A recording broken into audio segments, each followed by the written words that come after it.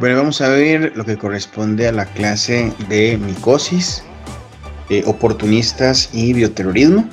Vamos a empezar primero con el tema de micosis, que es de los que vamos a mencionar hoy, es más largo. Las micosis, como hemos visto en otra lección, se dividían de acuerdo al estrato de la piel donde van a estar afectando. Vamos a ver primero que hay micosis superficiales, que corresponden a algunos de los infecciones por hongos más comunes en el planeta. Aquí se agrupan algunas lesiones como las tiñas o las dermatofitosis, las piedras blancas y piedras negras. Y vamos a empezar entonces a describir las micosis superficiales, que generalmente lo que afectan es el estrato córneo.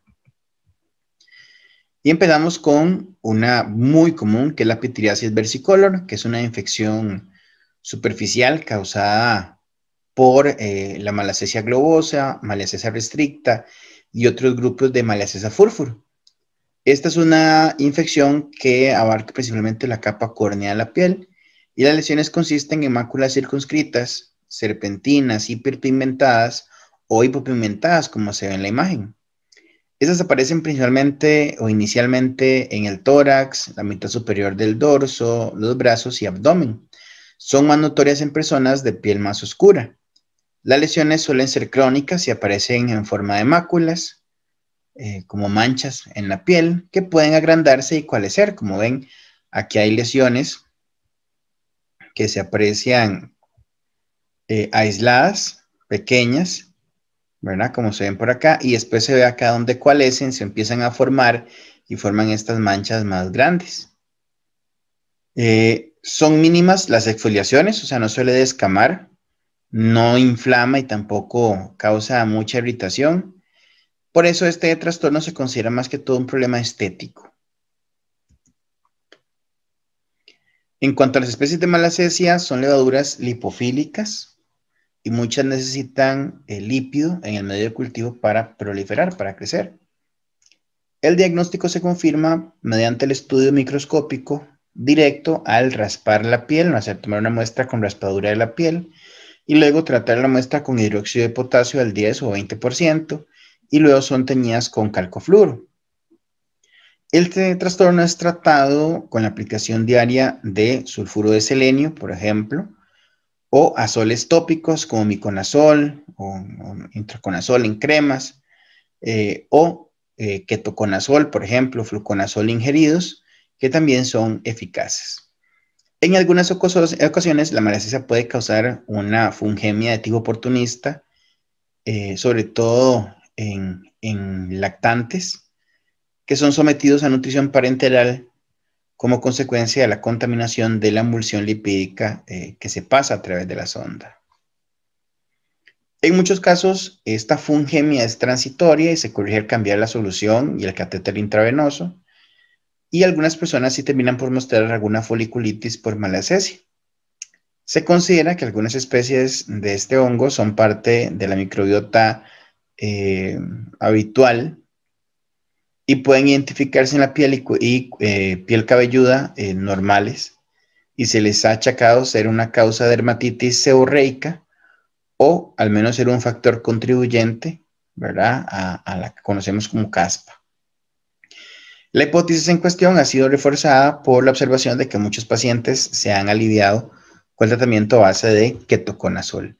De hecho, por ejemplo, cuando uno analiza tipo Head and Shoulders, por ejemplo, o esos champús que se publicitan como eh, champús para caspa, ¿verdad? Por ejemplo, se nota que estos más o menos el componente que tienen que hace que sea útil contra la caspa es de hecho que tienen sulfuro de selenio. Aunque también podemos contar, por ejemplo, con champús de ketoconazol, que también son de uso comercial. Y aquí es, ¿verdad?, esa típica lesión que llama a la gente hijos de sol, ¿verdad? Que son básicamente micosis superficiales, ¿verdad? La pityriasis versicolor. Otra lesión importante superficial es la tiña negra. El trastorno en cuestión, o tiña negra palmaris, que está acá, que también por aquello existe la tiña negra plantaris, como la que está en la siguiente imagen. Esta es una infección crónica superficial y asintomática del estrato córneo causado por el hongo de Matiacio Hortae Wernicke. El trastorno prevalece más bien en regiones costeras, cálidas y sobre todo en mujeres jóvenes. Y el aspecto suele ser el de una lesión, que es una mancha oscura, parda o negra, a menudo en la palma, pero como les digo, también se pueden ver en la planta, que sería la tiña negra plantaris. Esta mejora con soluciones quertolíticas, es decir, soluciones que pues aumentan la velocidad de destrucción del estrato córneo, ¿verdad? Básicamente lo que hace es descamar la piel, como el ácido salicílico, y también mejora con el uso de antimicóticos azólicos. Esta, por ejemplo, la tiña negra plantaris. Otra lesión es la piedra, que la piedra se divide en piedra negra y piedra blanca. La negra es una infección nodular, en este caso es del tallo capilar, causado por el Piedrae hortai, mientras que la piedra blanca es una infección por especies de Trichosporum, que asumen inicialmente la forma de un nódulo amarillento más blando y mayores de los cabellos. La piedra puede infectar el cabello, el vello axilar y púbico, la barba y la piel cabelluda, y el tratamiento de ambos tipos comprende en la eliminación del cabello y la aplicación de un antimicótico. Ya suele ser endémica de países tropicales subdesarrollados. Y aquí vemos las lesiones de la piedra blanca, que es el Trichosporum bayeli, y la piedra negra, que es la Piedrae hortai. Ahora pasamos de las micosis subcutáneas y vamos a hablar un poco de las micosis cutáneas. En cuanto a las micosis cutáneas, empezamos con las dermatofitosis, que es esta típica lesión que se ve al fondo, ¿verdad? Que es lo que la gente suele pensar cuando piensa en una lesión micótica por hongos, ¿verdad? Estas lesiones que son con un borde más claro, con un centro más claro, con un borde más activo, muy pruriginosas, que pueden generar algunas máculas, incluso algunas vesículas, ¿verdad? Que son típicas de las lesiones por micosis. Las micosis cutáneas son causadas por hongos que infectan únicamente los tejidos queratinizados superficiales, como la piel, cabello y uñas. Y los hongos más importantes son los dermatofitos, que incluyen unos 40 hongos similares que pertenecen a 3 géneros: Microsporum, Trichophytum y Epidermophytum. Los dermatofitos se circunscriben a la piel no viable porque no proliferan a 37 grados o en presencia de suero. Y esos constituyen algunas de las infecciones más prevalentes en el mundo y pueden ser persistentes y molestas, pero no son debilitantes ni letales, aunque cada año se gastan millones de dólares en su tratamiento. Las infecciones por dermatofitos son también llamadas tiñas. Por eso superficiales fueron identificadas desde la antigüedad, y a pesar de sus semejanzas morfológicas, exigencias nutricionales, antígenos de superficie y otras características, muchas especies han generado queratinasas, elastasas y enzimas que les permiten ser específicas de algunos hospedadores. En algunas especies, los dermatofitos se han descubierto en una etapa reproductiva sexual, y todos los dermatofitos con reproducción sexual producen ascosporas y pertenecen al género telemórfico Arthroderma. Las infecciones por dermatofitos comienzan en la piel después de traumatismos y de contactos. Hay pruebas de que la susceptibilidad del hospedador puede identificarse por elementos como humedad, calor, propiedades químicas específicas de la piel, la composición del sebo, ¿verdad? Esa sustancia oleosa que cubre la piel y pues aunque no le brinda impermeabilidad, pues sí le da cierta resistencia al agua, sudor, la edad, sobre todo en juventud, la exposición intensa y la predisposición genética. La incidencia es de hecho mayor en climas húmedos y cálidos y en personas que viven en hacinamiento. El uso de calzado hace, por ejemplo, que los pies estén calientes y húmedos, o sea, que tengan un entorno idóneo para el crecimiento de hongos. Las infecciones que se originan en la tierra o en un animal infectado, en el caso de las dermatofitosis geófilas o zoófilas, y en este caso los conidios pueden permanecer viables por largo tiempo en las superficies. Las especies antropófilas suelen ser transmitidas por contacto directo o a través de objetos inanimados como toallas contaminadas, ropa, regaderas o duchas compartidas y objetos similares. Las infecciones por dermatofitos fueron calificadas erróneamente como tiñas porque eran circulares y elevadas. La clasificación clínica de las formas se basa en el sitio del ataque. Entonces, una sola especie puede causar diferentes tipos de infecciones en seres humanos, pero por el contrario, una sola forma de la enfermedad, como la tiña del cuerpo, tiña corporis, puede ser causada por varias especies de dermatofitos. Y en muchas ocasiones, los sujetos inmunodeficientes pueden mostrar una infección a nivel general producida por un dermatofito, o sea, que no se circunscriba sobre la piel, sino que ataque sistémicamente. Y esta lesión típica, ¿verdad? Que uno la ve y usted dice, micosis, ¿verdad? Ese borde un poquito más elevado, activo, con un centro que va, pues parece como en vías de recuperación, ¿verdad? Lesiones que pueden ir creciendo lentamente y coalescer, también como se ven ahí, ¿verdad? Lesión típica, ¿verdad? Pruriginosa, ¿verdad? Que la gente se la rasca, entonces aquí suele generar algún tipo de costrilla mielicérica, la lesión típica de una micosis, sobre todo en este caso, pues de una tiña. Empezamos con la tiña de los pies, que es la tiña pedis o pie de atleta. Esta tiña es la más, ojo, pregunta, la más frecuente de la dermatofitosis y se manifiesta por un ataque crónico de los espacios interdigitales, sobre todo de pies. Otras variedades son vesiculosas, ulceradas y la de mocasín, que produce hiperkeratosis de la planta, que ahorita vamos a verla en foto. En el comienzo surge prurito entre uno y otro dedo, ¿verdad? Y también pueden haber vesículas pequeñas que se rompen. De estas vesículas va a salir un líquido acuoso, claro, y la piel del espacio interdigital muestra maceración, resequedad y se descama. Y con esta descamación, con esta eh, piel seca, suelen generarse grietas dolorosas, donde de no hacer un cuidado adecuado, pues se sientan muy fácilmente bacterias y causan una sobreinfección de la micosis. Cuando la micosis se torna crónica, las manifestaciones principalmente son el despallejamiento y las grietas de la piel, acompañadas de dolor y prurito, ¿verdad? Así es como se ve una zona macerada, descamada, ¿verdad? La formación de grietas, y esto que vemos abajo de esa, la del mocasín, ¿verdad? Que esto produce una hiperkeratosis importante, ¿verdad? Con la formación de lo que llamaría la gente un callo muy grande, pero con la tendencia también de formar grietas en la planta del pie, por ejemplo, lo cual hace dolorosa la mano.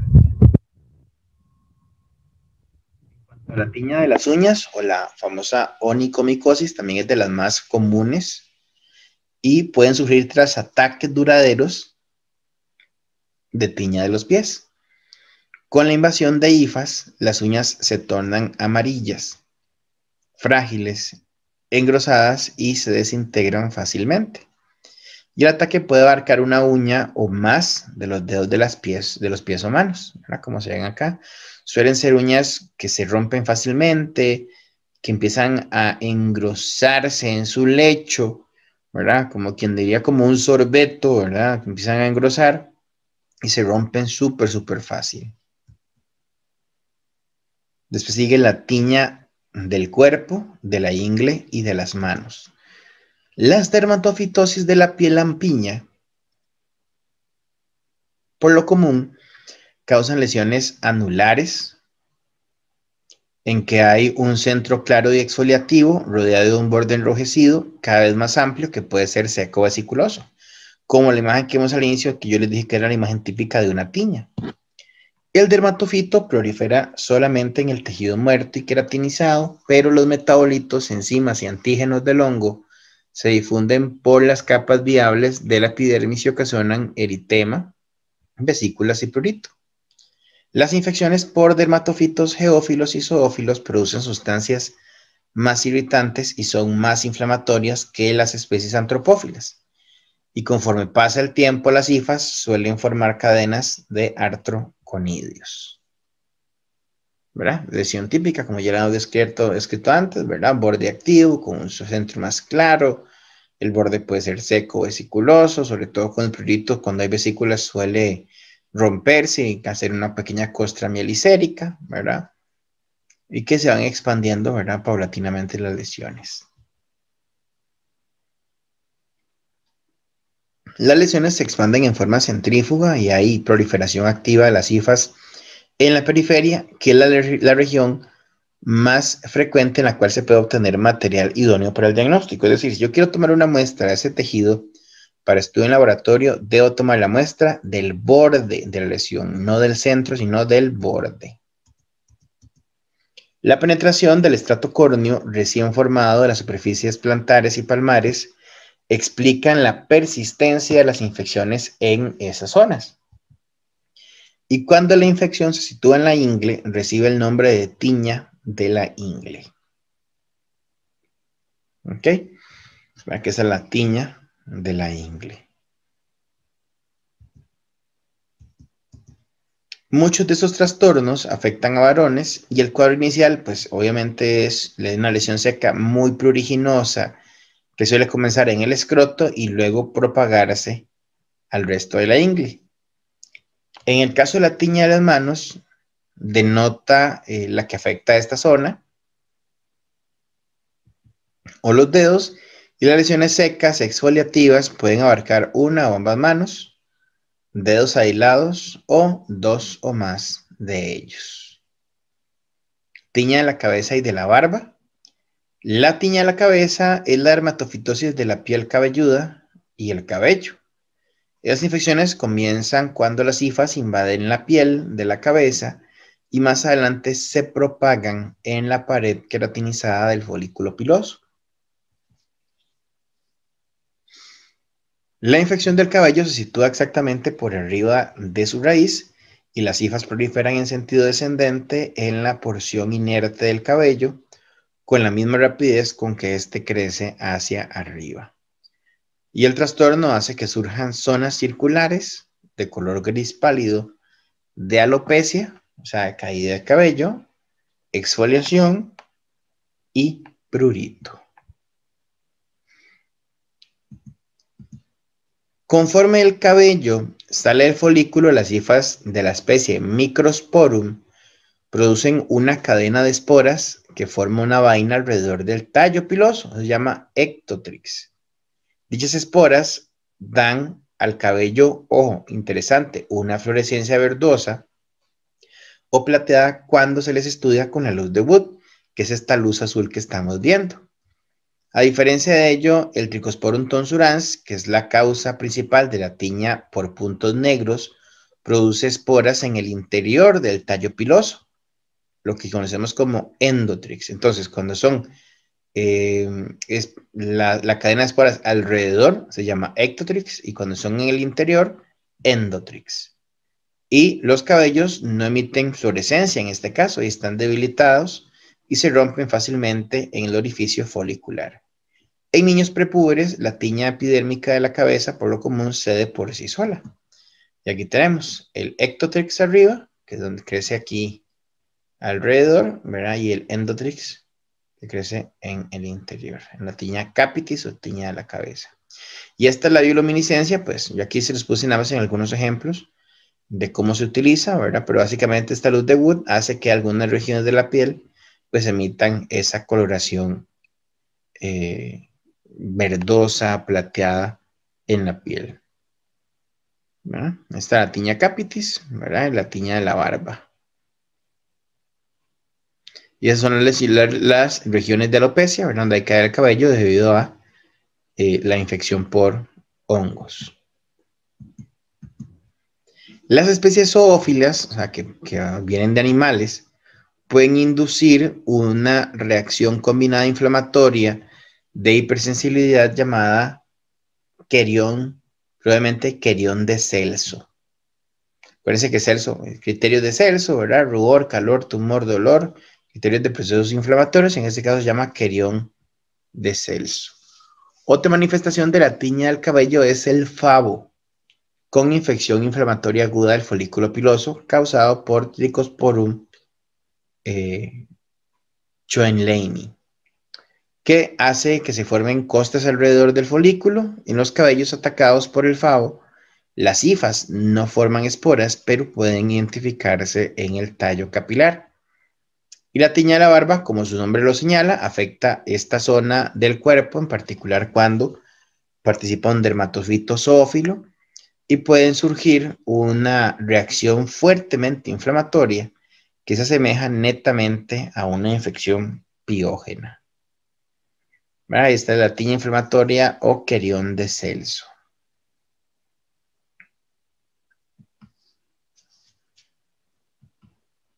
Reacción tricofítica. En el curso de la dermatofitosis, las personas pueden mostrar hipersensibilidad a los constituyentes o a los productos del hongo y presentar manifestaciones alérgicas llamadas dermatofitides, que básicamente son generalmente vesículas en cualquier zona del cuerpo, más a menudo en las manos. En cuanto a las pruebas de diagnóstico y laboratorio, primero vamos a ver la luz de Wood, como se ve en el fondo de esta imagen, ¿verdad? Acá. Y las muestras comprenden raspaduras de la piel, ya dijimos de dónde, de los bordes activos o de las uñas, además de cabellos arrancados de zonas afectadas. Las esporas de Ectotrix de cabellos infectados por Microsporum emiten fluorescencia con la luz de Wood. Las de Endotrix por tonsurans no. Y la terapia comprende eliminación completa de la estructura epitelial infectada y muerta y la aplicación de un antimicótico o antibiótico tópico. Y para evitar la nueva infección de la zona es importante conservarla seca e impedir el contacto con medios infectados, como una mascota o un objeto personal de baño ajeno. Y pues nada más como algunos ejemplos, para la pedis, por ejemplo, se puede usar miconazol, para el cuero cabelludo terbinafina, para el corporis clotrimazol o terminafina y para el cruris cotrimazol, solo por dar algunos ejemplos. Obviamente puede ser esto mucho más variado, pero son todas posibilidades de tratamiento. Ahora vamos con las micosis subcutáneas. Los hongos que ocasionan micosis subcutáneas viven normalmente en la tierra o en la vegetación, es decir, suelen ser geófilos y penetran en la piel o en el tejido subcutáneo por inoculación traumática con el material contaminado. En términos generales, las lesiones se tornan granulomatosas y se expanden poco a poco desde el punto de implantación, y la extensión a través de los linfáticos que drenan en la lesión es lenta, salvo en las esporotricosis. Las micosis comentadas por lo común se circunscriben a los tejidos subcutáneos, pero en algunas ocasiones raras pueden generalizarse y producir enfermedades que pueden ser letales, aunque esto es más probable en pacientes con algún compromiso inmunológico. Y vamos a mencionar primero a la esporotricosis. La esporotricosis es causada por el Sporotrix schenki, que es un hongo térmicamente dimórfico que vive en la vegetación. Reside en diversas plantas como las hierbas, los árboles, el líquido de pantanos, rosales y otros ejemplos hortícolas.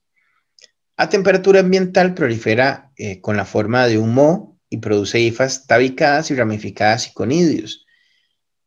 Y en tejido o en un medio in vitro a 35 grados, mejor dicho, 35 a 37 grados, Una levadura con pequeñas yemas, la Sporotrix schenki, después de su introducción traumática en la piel, origina la esporotricosis, que es una lesión granulomatosa crónica. En forma típica, después del primer episodio, sigue una propagación secundaria con ataque de varios vasos linfáticos que drenan la zona y la formación de ganglios, y también hacia ganglios linfáticos que suelen igual inflamarse y pues estar ese proceso patológico activo, como se ve acá en la imagen. Esas pequeñas, bueno, aunque no es superficial, pues obviamente por el grado de lesión también de una u otra manera va a alterar la visión general del miembro. Los conidios o fragmentados de hifas de Sporotrix schenki son introducidos en formas traumáticas en la piel, mediante traumas en la piel. Y el enfermo suele recordar algún antecedente de traumatismo durante actividades al aire libre y el contacto con plantas. La lesión inicial suele estar en las extremidades, pero puede situarse en cualquier zona. Y los niños suelen tener lesiones en la cara como manifestación inicial. Y en promedio, 75% de los casos son linfocutáneas, es decir, la lesión inicial asume la forma de un nódulo granulomatoso, que a veces evoluciona hasta una forma de lesión necrótica o ulcerada. Mientras tanto, los vasos linfáticos que drenan la zona se engruesan y tienen una contextura firme, y en el trayecto de los linfáticos se producen múltiples nódulos subcutáneos y abscesos. La esporotricosis fija incluye un solo nódulo no linfático circunscrito y menos progresivo. La lesión fija es más común en áreas endémicas como en México, donde hay exposición importante e inmunidad en la población. La inmunidad frena la propagación local y la infección, y con las lesiones mencionadas por lo común surge un cuadro generalizado mínimo, pero a veces hay diseminación, en particular en pacientes debilitados. Y en contadas ocasiones la protricosis pulmonar primaria es consecuencia de la inhalación de los conidios. Dicha manifestación remeda a la tuberculosis cavitada crónica y tiende a aparecer en sujetos con deficiencia de inmunidad de tipo celular. En cuanto al tratamiento, en algunos casos la infección cede por sí sola y la ingestión de una solución saturada de yoduro de potasio en leche es muy eficaz, pero muchos pacientes no la logran tolerar y el tratamiento más indicado es el itraconazol. Es un medicamento azolado, ingerible, y otros azólicos, y si la enfermedad es generalizada se administra anfotericina B. Otra es la histoplasmosis, causada por Histoplasma capsulatum, que es un saprófito dimórfico de la tierra, causante de histoplasmosis, que es la micosis pulmonar más prevalente en humanos y en animales. En la naturaleza, dicho saprófito prolifera en forma de moho, vinculado con la tierra y hábitat de aves y enriquecida por sustratos nitrogenados alcalinos en el guano, que el guano son las heces que producen los murciélagos. A nivel mundial aparece Histoplasma capsulatum e histoplasmosis desencadenada por inhalación de los conidios, lo cual es muy interesante, ya que, por ejemplo, en algunos países, bueno, previo a la pandemia, habían tours para entrar a cuevas de murciélagos, ¿verdad? Obviamente con grandes cantidades de guano en el piso. Sin embargo, su incidencia varía enormemente, en muchos casos se localiza en Estados Unidos, y Histoplasma capsulatum recibe el nombre por el aspecto de las levaduras en los cortes histopatológicos. Sin embargo, no es un protozoo ni posee cápsula. Y están, como se ven, también lesiones cutáneas por histoplasmosis. Una vez inhalados los conidios, evolucionan y se transforman en levaduras y son fagocitados por macrófagos alveolares, y en su interior pueden mostrar réplica. En el interior de los macrófagos, las levaduras se diseminan a los tejidos reticuloendoteliales como el hígado, el vaso, la médula ósea y ganglios linfáticos. Y la reacción inflamatoria inicial se torna granulomatosa. En más del 95% de los enfermos, la inmunidad de tipo celular resultante origina la secreción de citoquinas que activan macrófagos para inhibir la proliferación intracelular de las levaduras.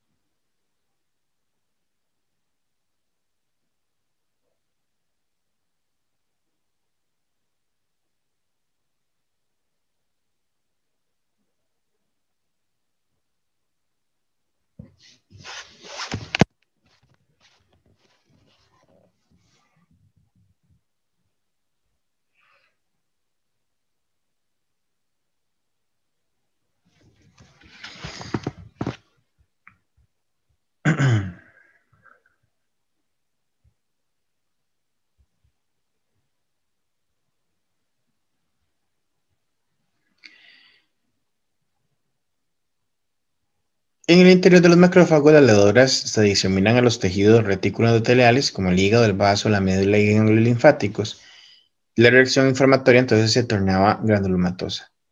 En el 95% de los enfermos, la inmunidad de tipo celular resultante origina secreción de citoquinas que activan macrófagos para inhibir la proliferación intracelular de las levaduras.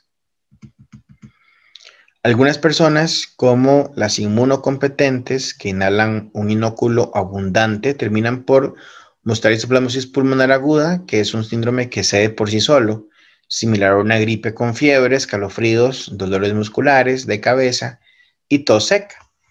Y en el estudio radiográfico, muchos enfermos mostrarán linfadenopatías iliares o infiltrados o nódulos pulmonares. Y el cuadro sintomático muestra resolución espontánea sin tratamiento y los nódulos granulomatosos en los pulmones u otros sitios curan sin calcificarse. La esoplomosis pulmonar crónica se observa más a menudo en varones, por lo común constituye un proceso de reactivación, es decir, la activación de una lesión asintomática surgida años antes. Y dicha reactivación suele ser desencadenada por daño pulmonar, como el que se observa en el enfisema. La histoplasmosis diseminada intensa aparece en un corto número de sujetos infectados, en particular en lactantes, ancianos y pacientes de inmunodeprimidos, que incluyen los que tienen síndrome de inmunodeficiencia adquirida. Hay gran facilidad de ataque del sistema reticuloendotelial y surgen linfadenopatías, esplenomegalia y hepatomegalia, fiebre alta, anemia y un índice grande de mortalidad sin terapia antimicótica oportuna. Se observan a veces úlceras mucocutáneas en las vías nasales, boca, lengua e intestinos, Y en las personas con esas características, los estudios histológicos indican la presencia de áreas locales de necrosis dentro de granulomas en muchos órganos. Y las levaduras pueden aparecer en macrófagos, mejor dicho, de la sangre, el hígado, el vaso y la médula ósea. Las muestras para cultivo incluyen esputo, orina, raspaduras de lesiones superficiales, material de aspiración de médula ósea y la capa de leucocitos. Se pueden estudiar en microscopio las extensiones de sangre y médula ósea y las muestras de biopsia. Y en histoplasmosis diseminada se identifican organismos en los cultivos de médula ósea. Después de la infección inicial, muchas personas al parecer desarrollan algún grado de inmunidad. La inmunodepresión puede hacer que se reactive y se disemine la enfermedad, y en sujetos con síndrome de inmunodeficiencia adquirida pueden presentar histoplasmosis diseminada, sea por reactivación o por una nueva infección. En cuanto al tratamiento, puede ser apoyada por medidas de apoyo, ¿verdad? Nada más y reposo, o sea, para alivio de síntomas. El intraconazol es el fármaco adecuado en el caso de infecciones leves o moderadas. Y en la enfermedad diseminada, por lo común, se logra la curación con el tratamiento sistémico a base de anfotericina B, aunque puede ser necesario continuarlo por largo tiempo y vigilar en busca de recidivas. En individuos con SIDA, que muestran recidiva a pesar del tratamiento, que sería curativo, en otros pacientes deben recibir entonces terapia de sostén a base de intraconazol para prevenir la sintomatología. Ok, ahora dejamos la micosis de lado y vamos a dar un poquito de bioterrorismo. ¿Qué es el bioterrorismo? El bioterrorismo es el uso o amenaza de uso de virus, bacterias, hongos, parásitos y o toxinas para provocar muerte o enfermedad en humanos, animales, plantas o bien para contaminar los suministros de alimentos de fuentes de alimentos, fuentes de agua, entre otros. El bioterrorismo es el empleo criminal de microorganismos patógenos, toxinas o sustancias dañinas contra la población con el pronóstico de generar enfermedad, muerte y pánico. El empleo de armas biológicas se utiliza entonces con el fin de destruir las fuentes de abastecimiento de agua, ganado y cultivos, causar epidemias incontrolables capaces de ser transmitidas a humanos y crear pánico en la población civil o militar. ¿Qué gérmenes pueden usarse como armas biológicas? Bueno, aquí en realidad hay un montones y pues hay muchos también en laboratorios que seguramente tengan algunos gobiernos guardados, pero digamos que en cuanto a categorías, podemos hablar de 3 categorías, la A, la B y la C. Para esta presentación vamos a centrarnos en la categoría A, que es la más relevante, y ahí está el anthrax o carbunco, producido por el Bacillus anthracis, la toxina de botulismo por el Clostridium botulinum, la peste por la Yersinia pestis, la viruela, que es por la variola mayor, y la tularemia por la Francisella tularensis. En la categoría B tenemos la fiebre Q por la Coxiella burnetii, la brucelosis por diversas especies de brucela, y el muermo por la Glucoderia malei. Y en la categoría C, la fiebre amarilla, tuberculosis multiresistentes, enfermedades víricas transmitidas por garrapatas como la fiebre hemorrágica y encefalitis. Primero mencionamos al anthrax. El anthrax es causado por el Bacillus anthracis, causante de infecciones en herbívoros y que accidentalmente produce enfermedad en seres humanos. Tiene una alta potencia y relativa fácil contaminación y una millonésima de gramo es letal. Más del 95% son cutáneas, que son un poquito menos dañinas, y el 5% son respiratorias. Más o menos el 20% del anthrax cutáneo puede ser mortal, mientras que la forma respiratoria casi siempre lo es. La peste bubónica provocado, ¿verdad?, por la Yersinia pestis. Es una enfermedad que afecta a los animales, sobre todo tiene como principal portador a los roedores. Y los seres humanos se infectan por exposición a la pulga de animales como las pulgas, como los roedores. Es muy contagiosa y tiene una elevada mortalidad. Después de un periodo de incubación de 2 a 3 días se produce una neumonía. Y esta característica lesión necrótica en las manos, en las extremidades, es la razón por la que se le llamó también como peste negra, ¿verdad? Y pues es una de las grandes pandemias que ha afectado el planeta, ¿verdad? Causando una grandísima mortalidad. Requiere una estricta cuarentena. De hecho, el nombre cuarentena se derivó probablemente de la peste, ¿verdad? Que requirió un aislamiento por unos 40 días. Y no está erradicada en el planeta. Todavía hay pequeños brotes de peste en algunos lugares centroasiáticos o a nivel de algunas naciones africanas y Oriente Medio, donde todavía se dan pequeños brotes de peste por Yersinia pestis. El botulismo causado por toxinas del Clostridium botulinum tiene esporas altamente resistentes al calor y a la desecación. Para su destrucción se requieren altas temperaturas y presión. Hay una forma de infección gastrointestinal menos seria, pero produce toxicidad al ser inhalada y la progresión desde el inicio a los síntomas hasta la falla respiratoria suele durar unas 24 horas. Aquí lo que se hace es una afectación del control muscular, ¿verdad? Como vemos ahí la caída de los párpados, ¿verdad? Es porque la persona no puede mantenerlos abiertos y pues esto puede dar, como lo ven ahí, pues algún problema a nivel ventilatorio. La viruela, ¿verdad?, que pertenece a la familia de los poxvirus, ya no existe en el planeta, se considera erradicada. Su eficiencia para transmitirse provocaría una diseminación mundial en pocas semanas y el contagio requiere pues un contacto cercano. La mortalidad del 20 al 50%, o sea, sumamente letal.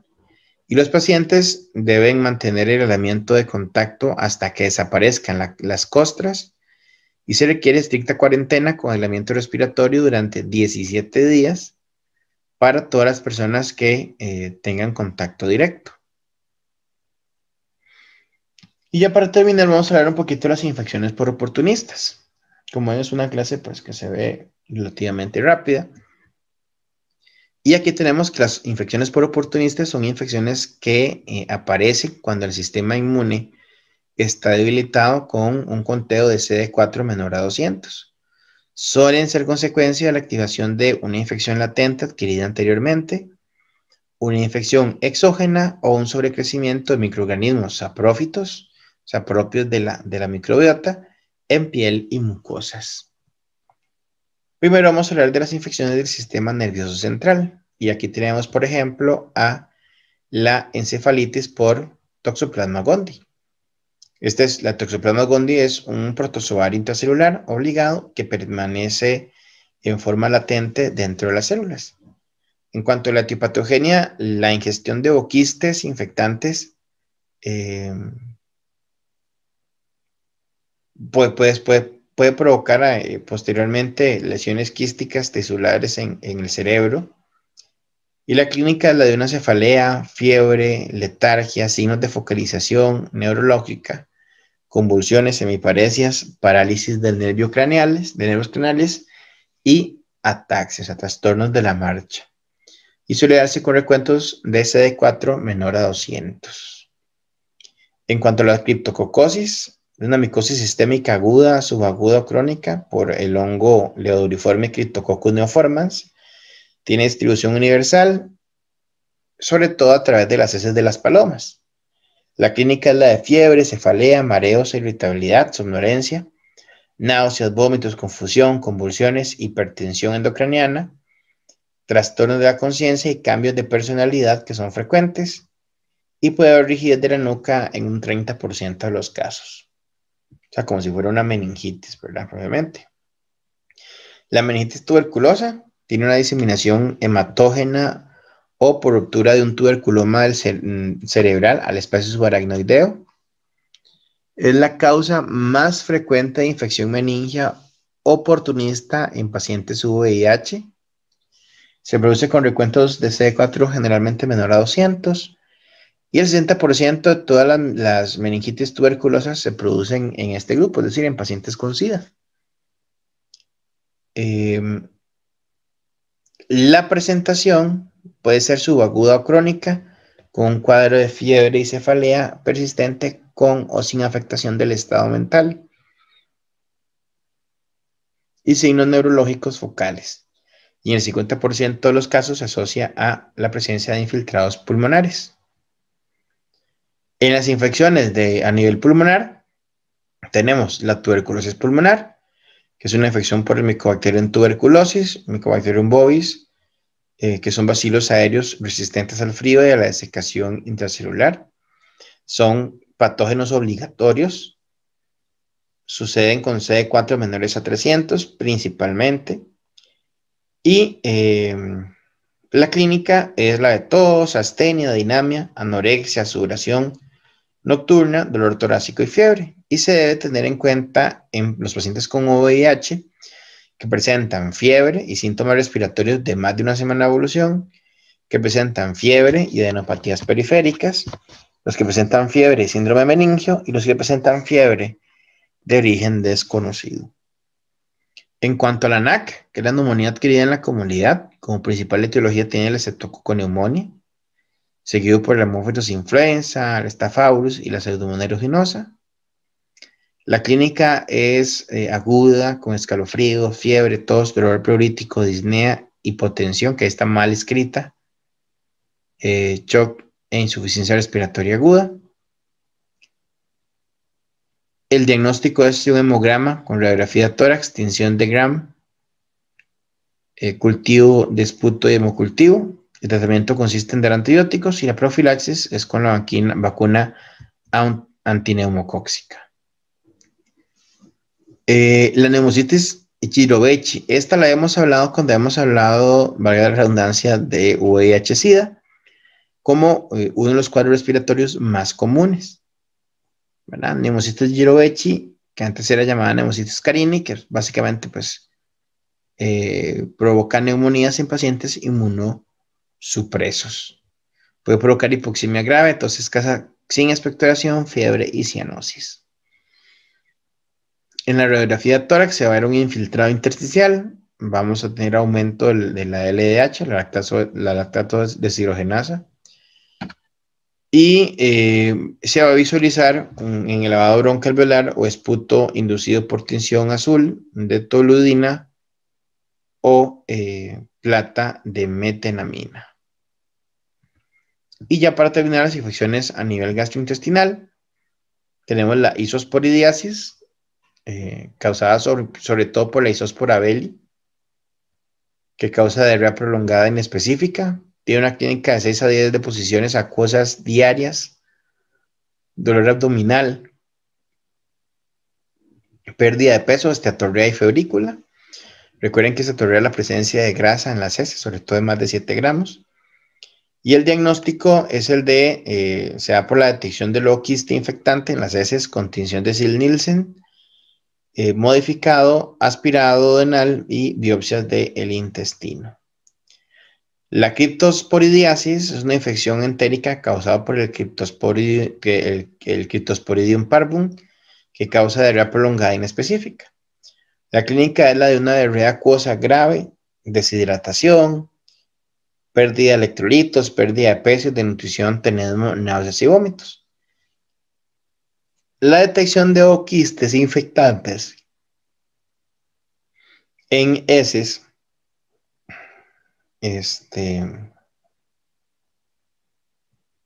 pero aquí, vamos aquí. De quistes infectantes en las heces se trata igual con la tinción de Ziehl-Neelsen y igual se toma aspirado denal y biopsia.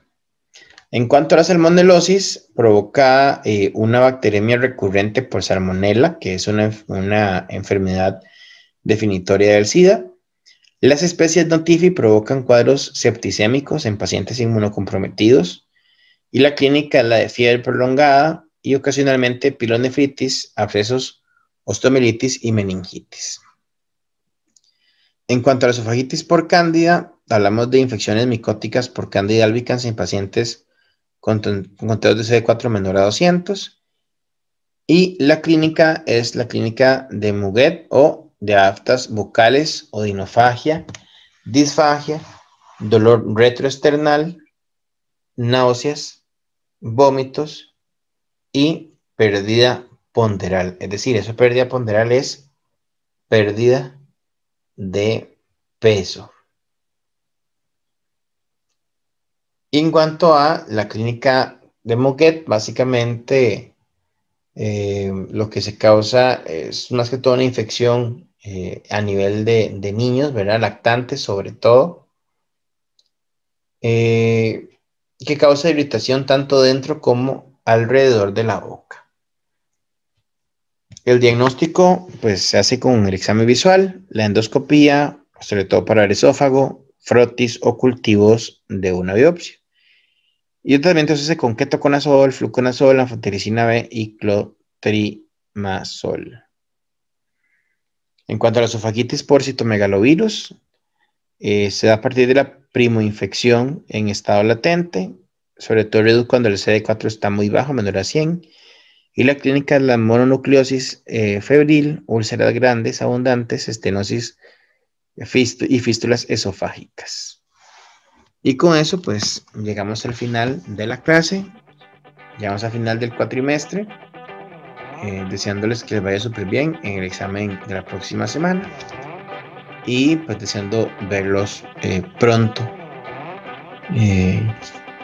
terminando sus carreras y ojalá retornando paulatinamente en el mediano plazo a una normalidad que todos deseamos. Que tengan linda noche, linda tarde, linda mañana, a la hora que estén viendo esto, y muchos éxitos.